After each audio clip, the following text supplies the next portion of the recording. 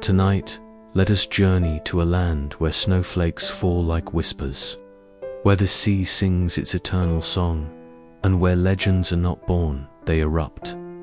Our story begins, not with peace, but with a raw dot in a quiet Viking village nestled between the mountains and the sea.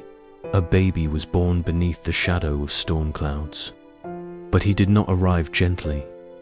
No, he burst into the world with clenched fists, a crimson face, and lungs that howled like thunder. 7 minutes, uninterrupted. A scream so loud the village priest tried to bless him, only to be bitten twice. From the very beginning, he was unlike the others. While other babes cooed and giggled, he growled. While they napped, he glared at the thatched ceiling as though it had insulted his ancestors. The family goat refused to enter the longhouse when he cried, which, to be fair, was most of the time. By the time he was crawling, chaos followed. In his wake, he headbutted the hearthstone, bit a sheep, and tried to wrestle his own shadow. His parents, alarmed and oddly proud, began to realize this child was something ... different. His mother called him Little Bear. His father, while bandaging yet another bruised shin, whispered to the neighbors, "He'll grow out of it." Though he didn't sound convinced. The wooden toys other children adored were snapped in half and transformed into weapons. Trees became sparring partners. Rocks were challenged to duels. One cousin tackled him mid-draw and had to be removed with a wooden spoon. As he grew, so did the stories. Villagers muttered, spirited, or cursed. He was banned from the mead barrel after an incident involving teeth and a wooden handle. He was 4. Some said he had fire in his blood. His grandmother insisted it was just worms. But all agreed this boy was not meant for quiet things, not for rope tying or gentle lessons. No, his path would be carved by shouting, scars, and the crash of battle. He never smiled, but when thunder rolled across the sky, he laughed. He named a stick the enemy and carried it everywhere, whispering secrets to it under his breath. It never responded, but he believed it would one day. In a land of fishermen and stoic farmers, he stood out a small, shirtless whirlwind of chaos and promise, built not for peace, but for berserking. His childhood was less about innocence and more about impact. Other Viking children learned fire building and knot tying. He specialized in chaos. His first wooden sword lasted under an hour, not due to training, but because he swung it through a support beam during breakfast. The house creaked. His father sighed. He was banned from the chicken pen after challenging the rooster to single combat. The rooster won. He demanded a rematch. To this day, no one knows what became of that bird, but a feather braided into his hair tells part of the story. At 6, he crafted a shield from a broken barrel lid and charged the drying racks. Clothes flew. His mother called him a storm in human form. His grandmother claimed he was possessed by a warrior spirit. He simply wanted to know what would break first, himself or the pole. It was the pole. He wasn't cruel, just ... loud, fast, unpredictable. He chased anything that moved, pushed anything that stood, hit anything that cracked. Neighbors reinforced their fences. Children played farther away. One boy called him goat-trained. He was tackled into a snowdrift. And so the name Snowbreaker was born and worn with pride. His only friend was a sheepdog named Thoric, loyal, patient, and often tasked with saving the boy from himself. Like the time he tried to climb the fish-drying scaffold, he fell. The fish broke his fall. He still smelled like haddock whenever it rained. Some elders suggested he be sent to the temple. The temple, very politely, declined. By age 7, it was clear he would not be a farmer. He was something else. Louder, faster, stronger. He was a question the village had stopped trying to answer and started pointing in useful directions. By 8, when the wind howled and he howled back, the village no longer asked, "What's wrong with him?" They asked, "Can we point him at our enemies?" His appetite became legend. A feast once saw him consume 3 eggs, 2 fish cakes, and part of a wooden centerpiece before anyone noticed. When they did, he was gnawing on the ladle. Bruises covered him like stories. Splinters decorated his arms. The healer stopped asking what happened and simply said, "Try aiming for the soft parts next time." He began laughing, not with joy, but with power. He laughed when he scared himself. He laughed when he fell off a roof and broke a crate of onions, ... and part of his arm. He declared it the best day of his life. He named his sticks things like Sculpticler and Stick of Pain. He dueled trees. Some trees lost. His parents gave up assigning chores. Every lesson in patience ended in fire. Once it was a bench. Once it was his tunic. He never wore that style again. The elders whispered. Some said he was touched by Odin. Others blamed goat milk, but all agreed this was no longer just a child. He was becoming a force. By 10, someone decided he needed formal training. No one knows who. No one wanted to be the trainer. Eventually, a one-eyed veteran named Gore the Limp volunteered, possibly out of boredom. Or Revenge. Gore stood 20 feet away and shouted things like, "More axe, less teeth." He didn't correct form because there wasn't any. There was only chaos and momentum. He was given a practice axe, so dull it could legally be called a spoon. He sharpened it against a rock. The rock lost Dot. Next day, Gore gave him a heavier one. The boy thanked him by accidentally flinging Gore's drinking horn into the fire. Gore nodded. "You'll go far." Other boys trained with focus. He trained by screaming at hay bales and chasing birds. He wasn't learning swordplay. He was developing a personal relationship with destruction in wrestling, a Norse tradition. He suplexed a boy named Egil into a puddle so hard the poor lad developed a stutter. He offered friendship afterward. Egil moved villagers. And so the whispers turned into prophecy. He was no longer a boy. He was a project. And his legend was only just beginning as the years pass. The strange little boy who growled at goats and challenged puddles to duels begins to take shape, not into a calm young man, but into something even the elders whisper about, a shadow wrapped in fur and unrelenting energy, and soon it is time. The boy finds joy in training, not for discipline, but for the simple thrill of shouting beside others, a rare chance to yell without being told to go outside again, while others master footwork and balance.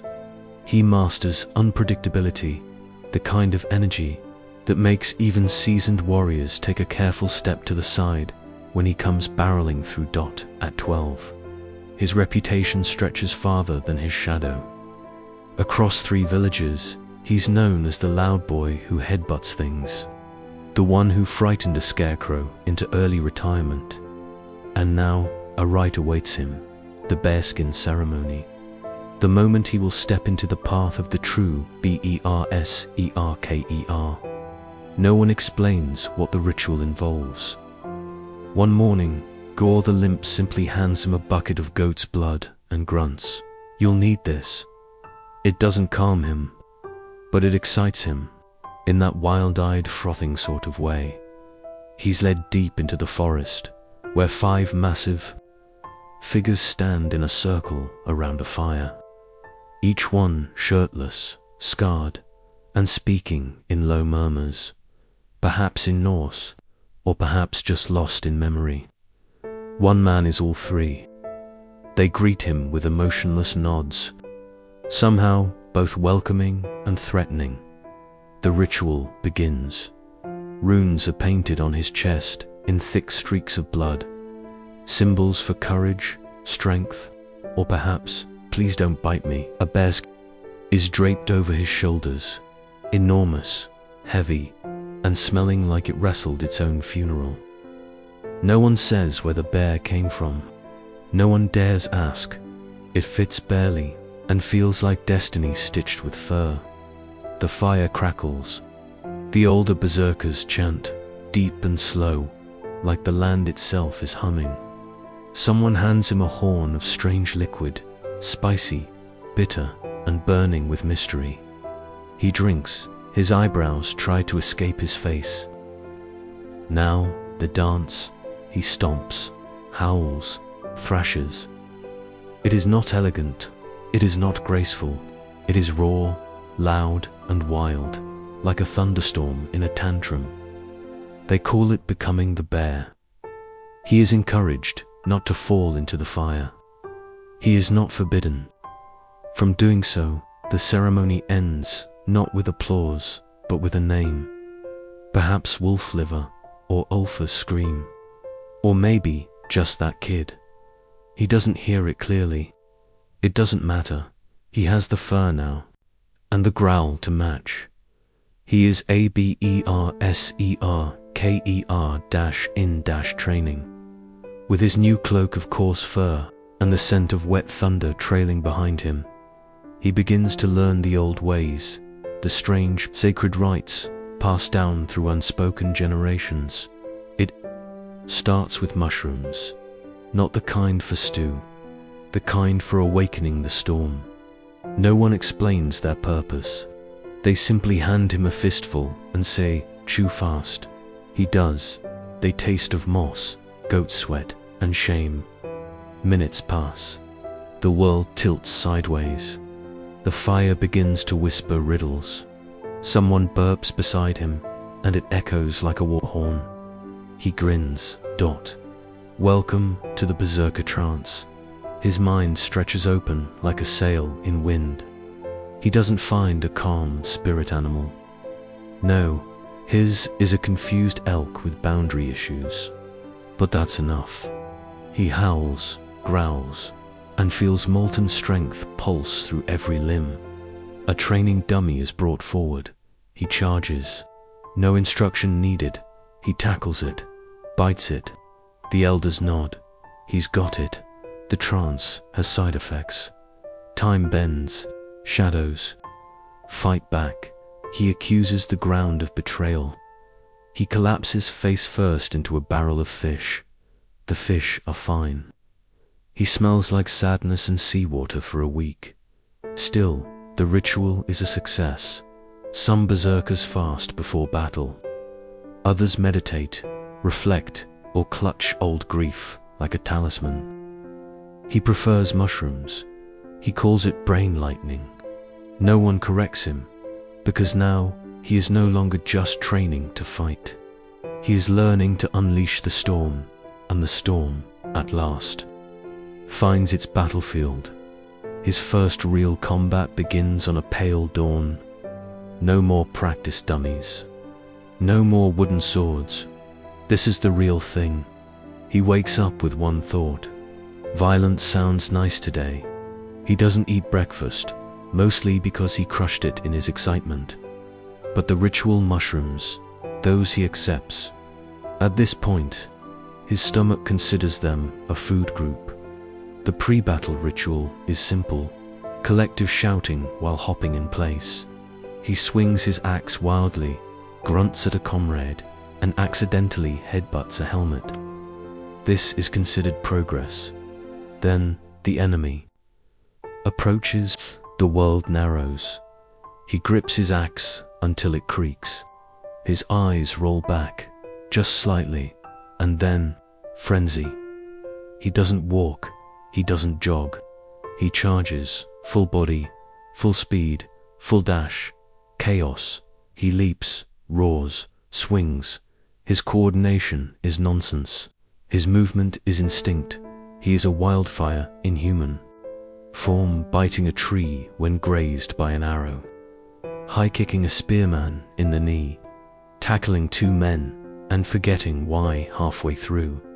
This is Berserker Gang, a sacred storm of rage, adrenaline, and dangerously poor decisions. Some call it divine possession, others madness. He calls it Tuesday. He screams until his voice gives out, fights until his arms go numb. He is unreachable. A comrade taps his back gently with a shield. Battle's over. He throws a log in response. It's taken as a compliment. When the dust clears, he stands, bloodied, bruised, and slightly confused, holding a tree branch he has named Victory. He is now officially a berserker, but he begins to notice something where others wear armor. Chainmail, helmets, layers of hardened leather. He wears fur, spit, and optimism. Armor is for those who plan to get hit. He doesn't plan. He terrifies his enemies into fleeing before a blade touches him. If someone does land a blow, it's personal. His style demands freedom to flail, to leap, to roll through bushes on fire. A helmet gets in the way of that. The bearskin cloak is sacred. It smells like burnt ham and regret, but it matters. Some say it absorbs enemy fear. Others say it's enchanted. Mostly, it absorbs rain and makes him look like a very angry rug.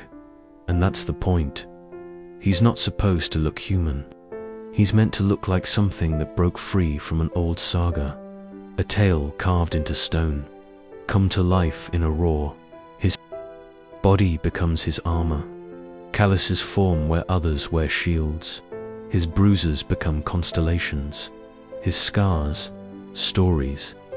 He once tattooed a wolf on his chest with ash, a sharp stick, and a poor decision.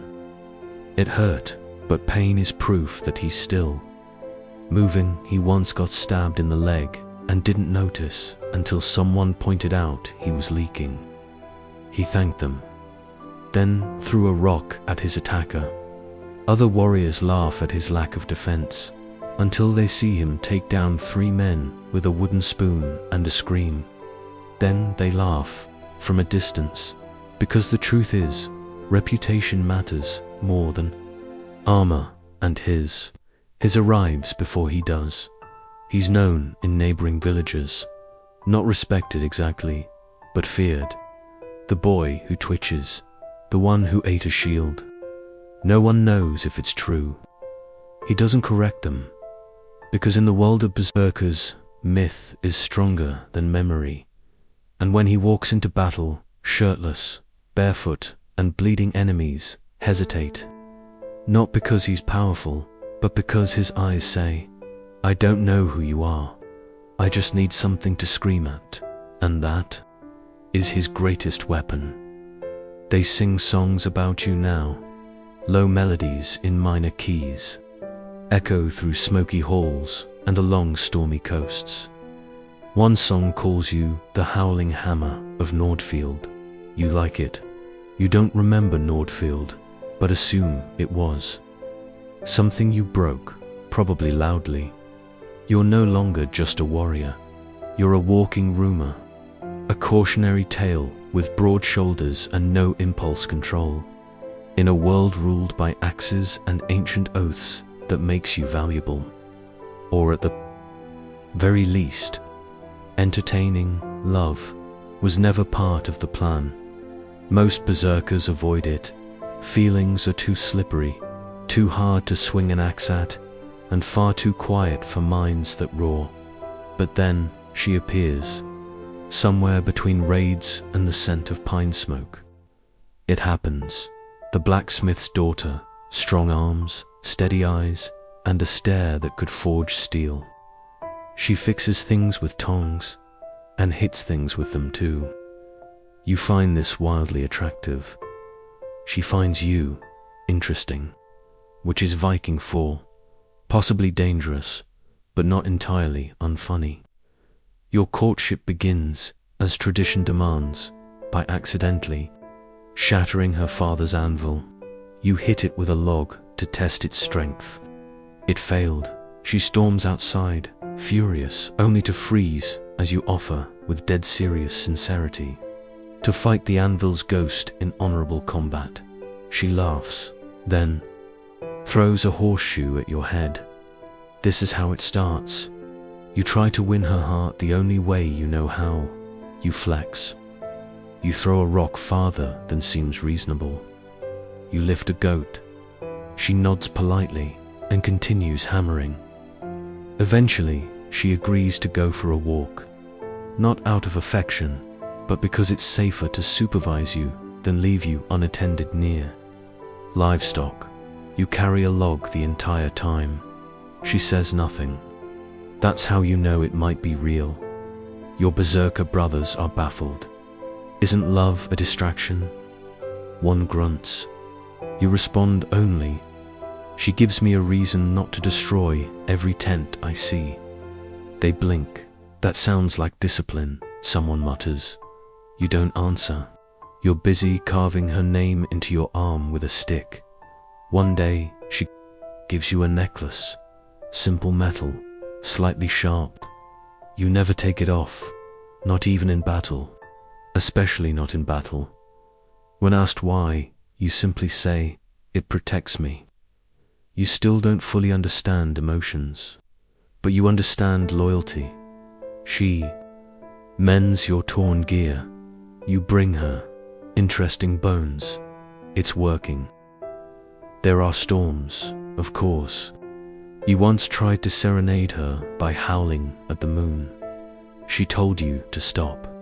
You howled louder. You slept outside for 3 days, humming sad war songs to passing birds. Still, she stayed. And in berserker terms, that's a proposal, because even storms can fall in love with the mountains they crash against. After battle comes feasting, the Viking reward system for not dying. Food, drink, songs, and contests of belching so deep they rattle the rafters. For most, it's joy. For you, it's a minefield of enthusiasm and zero self-control. You always arrive late. Someone must scrape the blood and moss off you first. You burst through the long hall doors, shirtless, barefoot, and possibly missing one sandal. Sometimes you're carrying something mysterious and probably alive. Once you brought a squirrel, no. One ate it, but it made it into a ballad. The feast begins with a toast. You interpret this as a challenge to drink everything nearby mead. Ale, something that smells like fermented disaster. You once drank lamp oil by accident. Later that night, you lit a torch with your breath. Children still tell stories about it. Then comes food. Roasted meat, rough bread, pickled everything. You attack the meal like it owes you an apology. You eat with your face, with your soul, with a sense of vengeance. Once you ate 5 boiled eggs in under a minute, then declared war on a cabbage. Your digestive system has regrets. That night becomes known as the Great Hall Incident, a tale of beans, shouting, and an unfortunate battle chant that ends in a sound no wall should have to hear. You pretend it never happened. Everyone else pretends the same. One man weeps gently into his porridge. Then there's the fighting, because naturally, a hall full of sleep-deprived warriors, with sharp weapons and louder pride, needs something to do. You once started a brawl because someone said, "Pass the boar," and you heard you smell like boar. You took it personally. The benches did not survive, and still they forgive you, because you fight like a tempest, eat like a legend, and your flatulence once scared a wolf away from the village. You contribute. The night ends with you curled under a table, clutching a ham bone and humming to yourself, because berserkers don't just rage. They celebrate like the apocalypse. But every berserker carries one story they won't speak of. Yours. The sheep incident. It began like any other raid. A longship, a coastal breeze, and too many mushrooms. You wore your battle bearskin backwards. For intimidation, no one corrected you. No one wanted to die that day. The plan was simple. Raid a small village. Take some silver. Break a few fences. You arrive, it's empty. Suspiciously quiet. No guards, no screaming. Just sheep. Lots of them. Most would pause. You charge. You leap off the ship, howling, and collide headfirst into a woolly blur. The sheep does not fight back. You declare victory anyway. Your comrades follow partly out of loyalty, mostly out of confusion. You attack structures with enthusiasm and zero hesitation. One turns out to be a chicken coop. You are aggressively pecked by 5 hens and 1 rooster named Olaf. You retaliate by headbutting. The sky. Victory is unclear. Inside what you think is a sacred hut, you knock over an altar. Turns out it was someone's kitchen. You eat 2 loaves of bread and a candle. You only realize it's a candle when it starts burning your throat. You growl. The candle regrets everything. Turns out this wasn't a village. It was someone's summer pasture. An elderly farmer shows up, holding a rake and the expression of a man disappointed by everything. You scream, he squints, he throws a turnip. You retreat, back at camp, no one speaks. One warrior mutters, "We stole a goat." You nod. Solemnly, another adds, "We burned a cabbage patch." You whisper, "It looked threatening." Scolds try to turn it into a heroic tale. They fail. You are remembered as the berserker who conquered a flock and lost to root vegetables. You try to defend yourself. The sheep were looking at me funny. No one argues.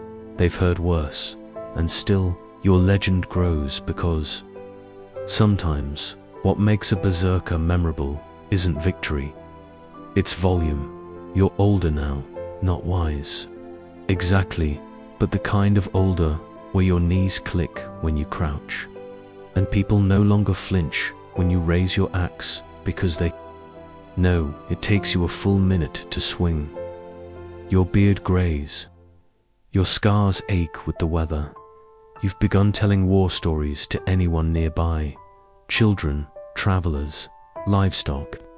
Once, you spoke to a barrel for 3 hours before realizing it wasn't listening. Didn't matter, it was still a good story. You've achieved something few berserkers ever do. Survival, most burn out. Too much rage, too little ducking, but you've survived by being unpredictable. Even the gods hesitate to guess your next move. They say you're half bear, half wolf, half madman. No one does the math. They just nod. You've even trained a few young warriors. Taught one to roar from his stomach. Taught another how to tackle a tree without apology. Taught a third to shout, "I am the wind." Mid-battle, he now bakes bread, but still yells it while kneading. You don't raid much anymore. Your last raid ended when you got stuck in a doorway and blamed the architecture. Now you stand guard. By fires, by fences, by memories. Sometimes someone brings you a mushroom. You sniff it. Not today. Hallucinations, you mutter.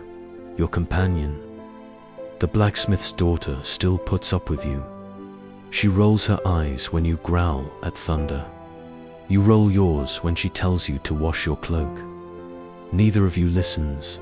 That's love. And so, your legacy becomes more than war. It becomes presence. Children play berserker by yelling at trees. Elders mutter your name with a mix of fear and nostalgia. Your story is still sung, sometimes in minor key, sometimes off-key, but always loud. And when people ask who you were, they simply say, "He was the storm that forgot how to stop." So the boy grew, wild as a northern wind, shaped by no hand but his own. By the time he turned 12, his punches were feared more than the winter storms, and even the wolves watched from a distance, unsure whether to snarl or salute. The village, once wary of him, now made room, not out of fear, but out of quiet awe. They didn't try to tame him anymore. Instead, they built stronger fences and left offerings of smoked fish outside his door, just in case he got restless. He wasn't cruel. He simply didn't understand gentleness. His version of friendship involved wrestling you into a lake, then laughing beside you as you coughed up minnows. And if he didn't like someone, they usually stopped liking their own teeth. But something strange was beginning to grow inside him. A flicker, a question, a quiet wondering that felt almost ... soft. He started staring at the horizon. He began asking his dog Thorik things like, "Do you think there's more than this?" Thorik usually farted in response. Still, the boy grew restless, not the violent kind, the yearning kind. At night, he'd lie awake, arms behind his head, listening to the distant crash of waves. He'd whisper to the stars, "Where do warriors go when they run out of enemies?" The stars, for their part, said nothing.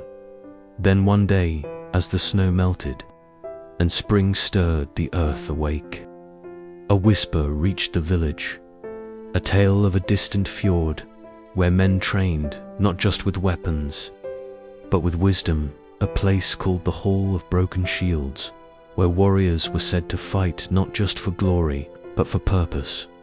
The boy packed nothing but an axe, a bone flute, and a crust of bread so hard it could have been used as armor. He didn't say goodbye. He left at dawn. The chickens scattered. The goats cheered. The path was long, carved between mountains and mist. Trees watched him pass. Ravens followed above. He walked with bare feet and eyes wide open. At night, he built fires that danced like memories. He sang to the moon in a voice like gravel and thunder. He wrestled a wild boar, lost, then apologized to it with a berry offering. Days turned to weeks. He met others on the road, pilgrims, drifters. Some offered food, some offered riddles. One tried to sell him a magic sock. He listened, he learned. Sometimes he even smiled, but always he walked forward. He crossed icy rivers with a laugh. He climbed a cliff just to see if he could. He did then. On a morning kissed by fog and pine, he reached it, the Hall of Broken Shields. It wasn't a castle, it wasn't even large, just a circle of stones, worn by time, and a dozen warriors sitting in silence around a fire. No one spoke. He sat. Beside them, the wind moved through the pines. Then one of them, an old woman with hair like frost and eyes like storms, handed him a wooden cup. "Drink," she said. He drank. It tasted like moss and fire. "You are here," she whispered, "because the storm inside you has outgrown the sky." He blinked. She smiled. "Welcome, Berserker.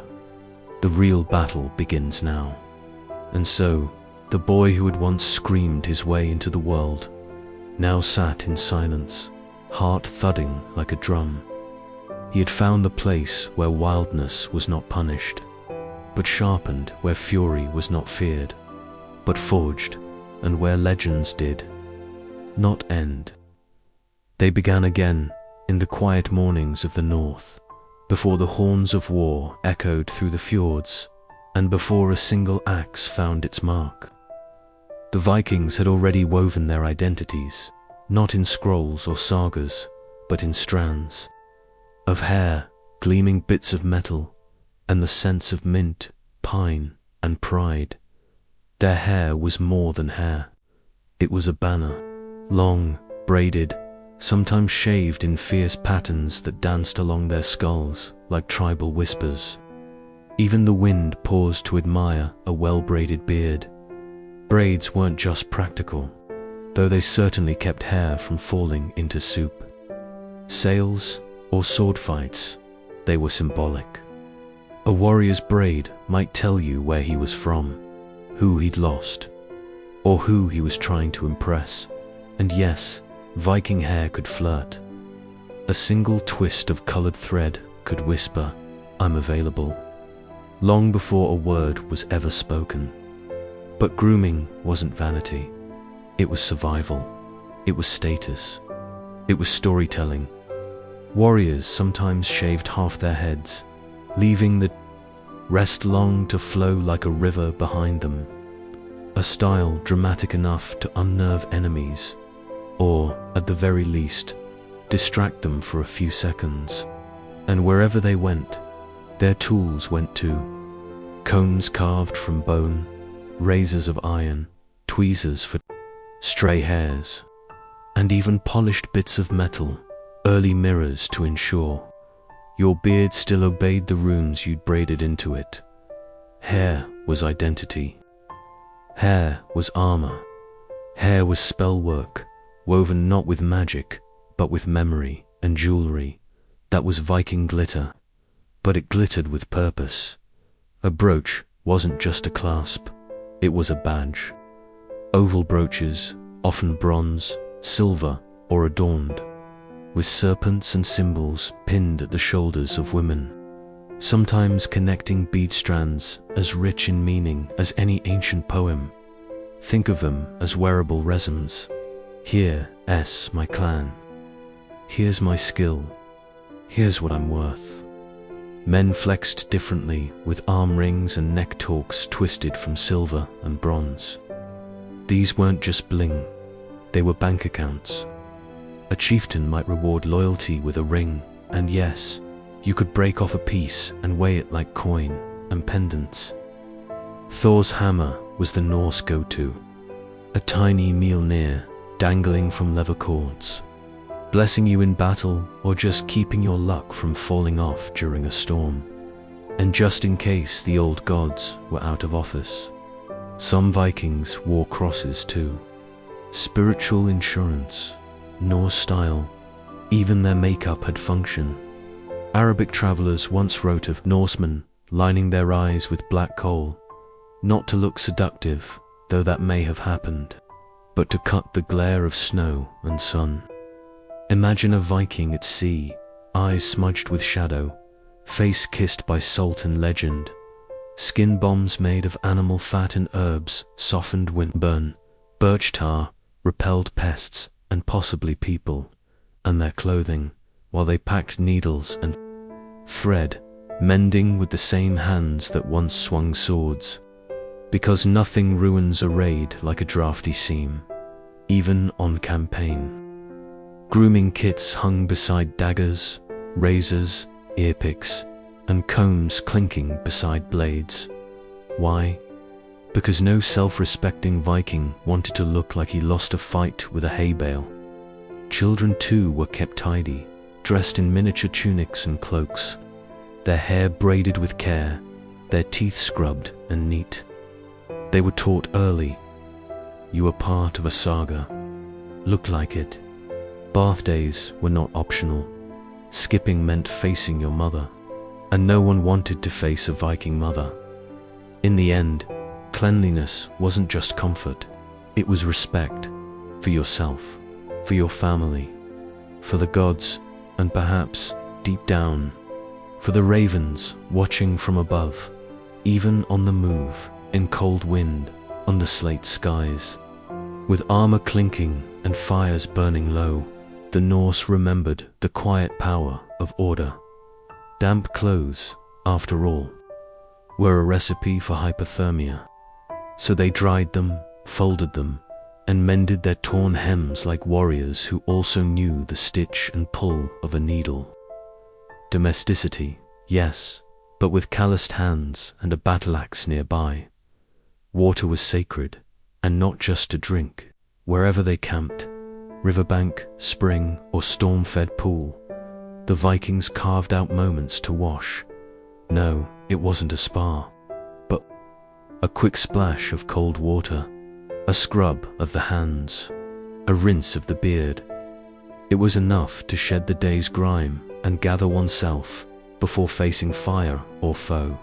Sometimes, when time and firewood allowed, they even warmed their water in iron pots and made crude bathing stations.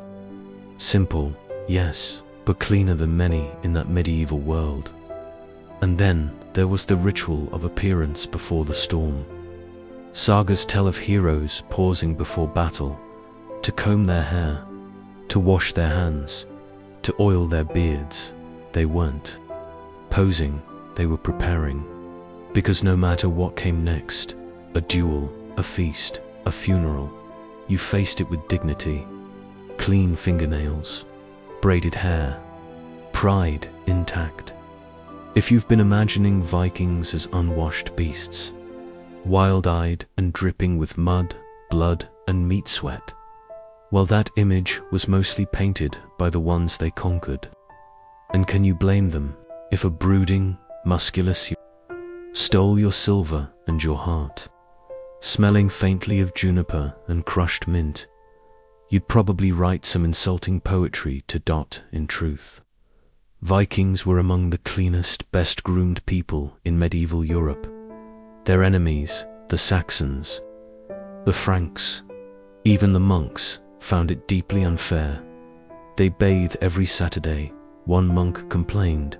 They comb their hair, they change their clothes. The women like them.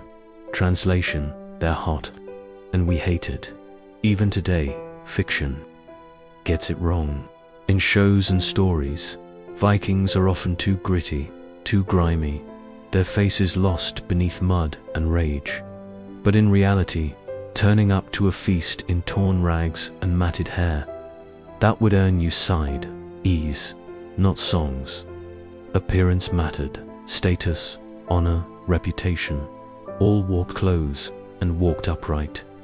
No, not every Viking looked like a runway model, but many looked like they were on their way to one via a battlefield.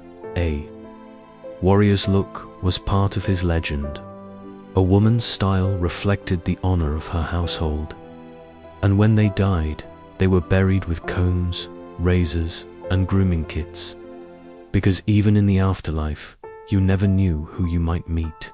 And far to the south, in the sun-warmed valleys of ancient Greece, a different kind of legend stirred. Not the sword-swinging type, but the kind with land titles, sharp tongues, and calves like marble statues. The Spartan woman, in most of ancient Greece, a respectable woman was expected to be soft-spoken, hidden, invisible. Not in Sparta there. Women didn't just walk the agora, they ran it. They owned estates, spoke boldly, and thought nothing of correcting a king. While Athenian women were locked in quiet chambers, Spartan women sparred with words in public. They didn't wait to be invited to the table. They built the table and sat at the head. From the moment she was born, a Spartan girl was trained not to sew, but to sprint. Not to bow her head, but to hold it high. She learned to wrestle, throw javelins, and run until her lungs sang. Not because she would fight in war, but because Sparta believed strong mothers made strong sons, and Sparta needed warriors like olive trees need sun. Education wasn't just for boys. Spartan girls read, wrote, argued, and they argued well. Wit was a weapon, and Spartan women were masters of it. One famously told her son, as she handed him his shield, "Come back with it, or on it." That was not metaphor, that was motherhood. They could own land, vast estates, even by some counts. Women controlled 1/3 of all Spartan property. And when the men marched off to war, the women stayed behind and ran everything. They didn't just survive in their husband's absence. They thrived. They negotiated, managed, commanded, and yes, they got rich. Some were so powerful, so wealthy, that philosophers in other cities grumbled about them. Aristotle blamed the women for the fall of Sparta. Not the war, not the politics, the women. Why? Because they had too much power and weren't sorry about it. But in Sparta, it made perfect sense. Men were soldiers, gone often, gone long. If someone had to keep the world turning, it was the woman, and she did. Sparta didn't run on feminism, it ran on function. But the result was the same. Women who ruled in their own right. They weren't ornaments. They were iron pillars beneath marble roofs. And when it came to love, Spartan weddings skipped the roses. No candlelit dinners, no dances beneath moonlight. Marriage in Sparta began with ritual kidnapping. Yes, seriously. Once the match was arranged, the groom and his friends would abduct the bride in a symbolic act. She'd be taken to a hidden place, her hair shaved, her body wrapped in a man's cloak and sandals. Not a crime, a tradition, a way to mark the shift from girl to woman, to strip away softness, to welcome her into a society where femininity bowed to discipline. The groom would then visit in secret night after night for months, sometimes years. By day, he returned to the barracks because love was permitted, but the military came first. Even married, a man couldn't live with his wife until he was 30. Duty outweighed domesticity. But the women, they stayed at home, ran estates, raised children, held the line. They weren't waiting at windows with wilted flowers. They were issuing orders. If their husbands fell, they inherited everything: land, wealth, legacy, and in a society obsessed with strength. It wasn't just men who bore the burden. Motherhood itself was sacred, but not soft. A woman's highest honor was to raise a warrior. And if she lost him in battle, she was honored, not pitied. Girls trained like boys, running, throwing, learning how to speak, command, endure, even in death. Spartan mothers were measured not by tears, but by legacy. Come back with your shield, or on it. And when the next war came, and it always did, the women of Sparta would watch them go. Straight-backed, steel-eyed, silent, only because no words were needed. They say, beauty is in the eye of the beholder. But in Sparta, beauty was also in the bicep. Spartan women weren't admired because they looked delicate. They were admired because they looked dangerous. Vital, tall, strong, sun-kissed, and not afraid to show it. While Athenian women were swaddled in layers of linen and quiet dignity, Spartan women wore the pepless light, sleeveless, and often slit up the side, not to seduce, to move, to run, to live unencumbered. To the rest of Greece, they looked nearly scandalous. To Spartans, they looked practical, sensible, sensational. Hair, long and loose, the traditional symbol of adulthood, freedom, and untamed strength. No powder, no rouge, no painted lips. The face of a Spartan woman was sculpted by wind, training, and confidence. She didn't hide her beauty. She didn't exaggerate it. She wore it like armor, and she was never tucked away. Where most Greek women lived in shadows and silence, Spartan women danced in daylight. They sang in public choruses. They competed in sports. They made offerings at sacred festivals, not as quiet spectators, but as radiant, visible participants. In Athens, A woman's virtue was measured by how invisible she was. In Sparta, it began with how loudly she could speak. This unnerved people to the rest of Greece. These women were bold, brash. They seemed unfeminine because they had opinions, muscles, and the audacity to exist outdoors. But in Sparta, this wasn't rebellion. It was virtue. They didn't whisper, they roared. Because from girlhood, they were trained not just to move their bodies, but to move crowds. Spartan girls learned to read, to write, to recite poetry, sing harmonies, and strike with words as cleanly as their brothers did with spears. And when they spoke, they rarely missed. Ancient sources are filled with Spartan women's retorts, brutal, blunt, and brilliantly sharp. A mother told her son died bravely in war. I bore him for that very purpose. Another, hearing her son fled battle. Why? Do you still live? Cold, perhaps. Heartless. Never. This wasn't cruelty. It was clarity, a moral compass forged in fire. In Sparta, weakness wasn't just a flaw. It was a stain. Even in their husbands, Spartan women praised valor and mocked cowardice publicly, and with bite. A man who died with honor brought glory to his house. A man who fled brought shame to his wife. Because in Sparta, strength was a woman's virtue. To dot not softness, not silence. Strength of body, strength of thought, strength of tongue. And the world noticed Athenian philosophers couldn't stop complaining. Roman historians turned them into moral warnings. But Spartans didn't care. They didn't ask what Athens thought of their women. They asked if their women could lead, speak, produce sons, and stand tall at funerals without crying. And the answer was yes. Even their love lives broke the rules. In most of Greece, fidelity meant one thing. Men wandered. Women didn't. But Sparta was playing a different game, with different stakes. Marriage wasn't about romance. It was about results.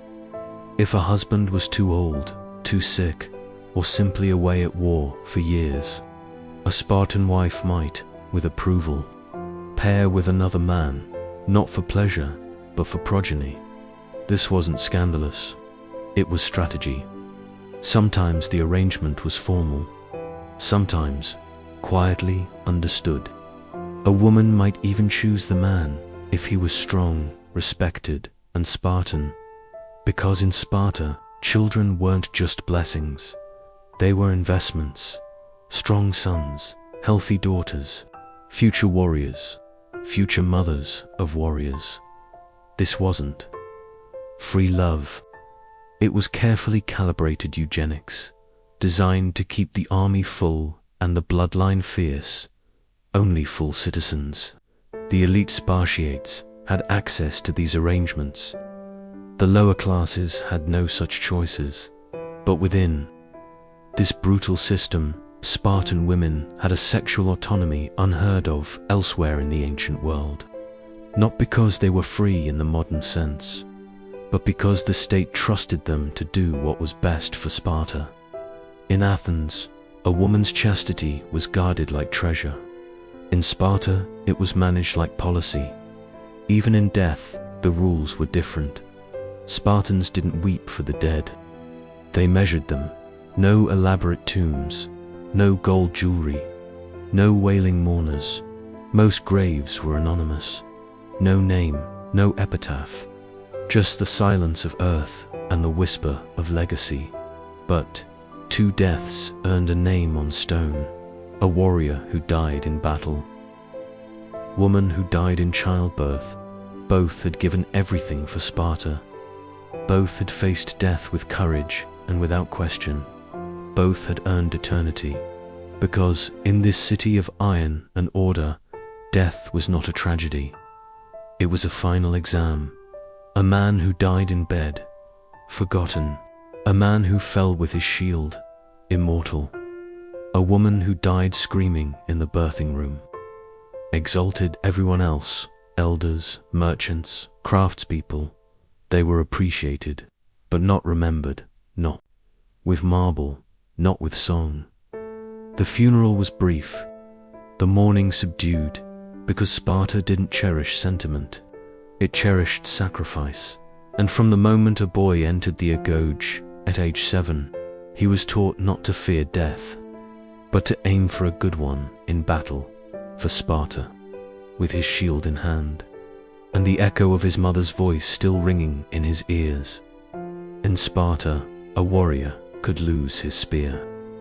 He might even drop his sword, but to lose his shield, that was unforgivable. The sword was for the self, the spear an extension of reach, but the shield was for the man beside you. It was not just defense, it was duty to abandon it. In battle meant more than cowardice. It meant betrayal of your comrades, of your city, of your mother, who handed it to you with 5 fateful words. Come back with your shield, or on it. Not poetry, not metaphor, an instruction. Return triumphant, or return dead. Anything else was shame, because in Sparta, glory wasn't about winning. It was about standing firm, especially when retreat would have been easier. A Spartan who fell holding the line, refusing to flee, was remembered. His name etched in stone, his grave marked by the city, his family honored in public, because he had become the living and dying image of Spartan virtue, strength, courage, loyalty unto the end. And yet, for all this weight, the funeral itself was as quiet as the moment after battle ends. No towering statues, no processions, no elegies drifting on the wind, just a name, maybe a rank, a flat stone, and the silence of earned memory, because Sparta did not honor the individual. It honored sacrifice. A soldier who fought and lived was useful. A soldier who fought and died, not for fame, but for his brothers, was immortal. Even their myths followed this code. Leonidas and his 300, they didn't win a Thermopylae. They died, but they died holding the pass, holding the line, when others would have bent or broken, and for that, not their skill, not their kill count, but their stance, they were remembered. Other cities built tombs for poets. Sparta offered a stone for the loyal. And what of the women? Surely, in such a war-tuned world, they were silenced, sidelined. Not in Sparta. Spartan women did not die with swords, but they died with purpose. And when they died, giving birth, the city gave them something sacred, a grave, with a name, a rare act in a land where anonymity was the norm. A name carved in stone was not decoration, it was declaration. This woman gave her life, so Sparta might live. In other Greek cities, childbirth was private, almost hidden. In Sparta, it was recognized for what it was, a battle. Pain endured without flinching, blood shed without retreat, life brought forth at the cost of another dot. To die in childbirth was to become a warrior in the only way a Spartan woman could, and Sparta revered her for it. No jewelry, no funeral songs, just her name in silence, because in Sparta, silence meant respect. From girlhood, Spartan women were trained to be strong, not to please, to endure. A healthy body was not just a gift, it was an offering to the state, because strong mothers birthed strong sons, and strong sons filled Spartan ranks.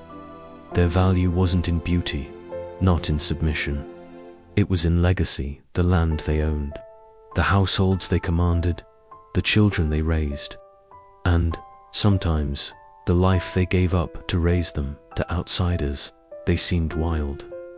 unfeminine, too bold, but to Sparta, they were pillars, and when they died in childbirth, their memory was sacred.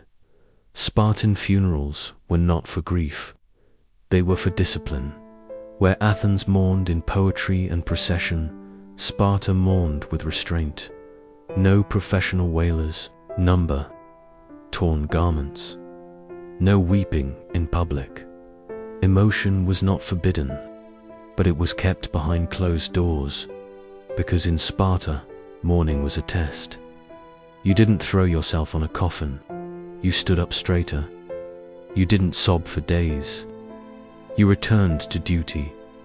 Funerals were short, burials quick, within 24 hours. No pyramids, no tombs, no tributes, just earth and quiet. The body of a man might be wrapped in his cloak, carried home on the very shield he refused to abandon. That shield, once his defense, now his final bed, told the world he did not run. The woman, if honored, was wrapped in her shroud, often woven by her own hands, plain, sincere, a symbol that she had completed her duty and paid in full. No perfume, no coins, no gold, only function, only meaning to objects told the story of a Spartan's end, the shield. The shroud, one, forged in fire, the other spun in stillness. One loud with iron, the other soft with thread, but both deeply Spartan. You didn't need a eulogy. You didn't need a statue if he was carried on his shield. If she was wrapped in her cloth, you knew what they had done. Sparta taught even its children. Death is not failure, but how you face it matters. If your father died in battle, you didn't collapse, you stood taller. If your mother died in childbirth, you didn't weep, you lived worthy of her pain. Grief was not weakness, but public grief. That was indulgence. Sparta had no time for indulgence, only legacy, because in Sparta, the funeral was not the end. It was only the beginning of a story whispered in stone, told without tears, and carried forward by those who refused to fall in Sparta. Grief wore a strange and solemn mask. Unlike elsewhere in the ancient world, it wasn't the mothers of the survivors who were praised, but those whose sons had fallen with courage, with dignity, with sword in hand. In this reversed world, sorrow was stitched into honor. Grief was not weakness, but glory dressed. In black dot memory, here served not as a personal bomb, but as public scripture. The name carved into stone wasn't just for a family to mourn. It was for the city, a whisper to the future. This one gave everything. Learn from them, become like them. To die for Sparta was not simply to fall. It was to rise into legend, into the collective soul of the polis. Death, in the right form, elevated, it sanctified, but to die in cowardice was to vanish. Those who ran from battle weren't just scorned, they were forgotten. Worse, they were made into warnings. The Spartans had a word for them, tremblers, men who shook with fear instead of standing tall. Their punishment, a public unmasking, cloaks stitched from mismatched colors to shame the body, beards shaved half off, a scar etched in hair. They were forbidden to marry, to hold office, or to sit among honorable men. They moved through their city like ghosts, stripped of dignity, of place, of legacy. And if they died after fleeing, no redemption waited. No name, no stone, no mourners, perhaps a pit in the earth, but even that only out of necessity, not respect. This wasn't about blind cruelty. Sparta didn't demand meaningless suicide.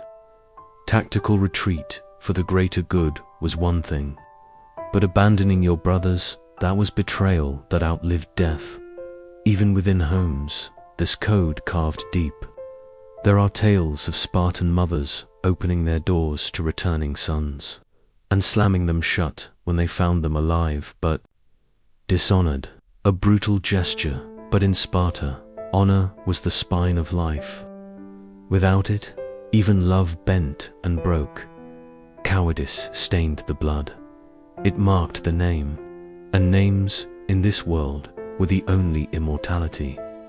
Unlike the soaring tombs of Athens or the gilded graves of Egypt, Spartan burial was deliberately simple, stark, quiet. Most citizens were laid outside the city walls in communal earth. Graves left unmarked, anonymous devotion to a city that valued discipline over display. Only two kinds of people received, named graves: warriors who fell in battle, and women who died in childbirth, the two greatest sacrifices one could make for the state.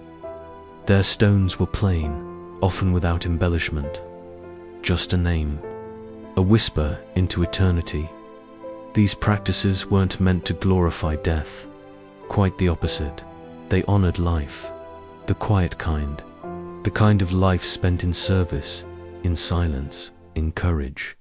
The dead weren't worshipped, they were remembered, in stories, in songs, in lessons whispered to the young. Every grave was a lesson, a quiet reminder of what it meant to live for something larger than the self. Mourning wasn't discouraged out of coldness, but because discipline was warmer in Sparta than tears. Grief was not a storm, it was a reflection. Even in death, Spartans remained together. They fought as a phalanx. They rested in shared soil.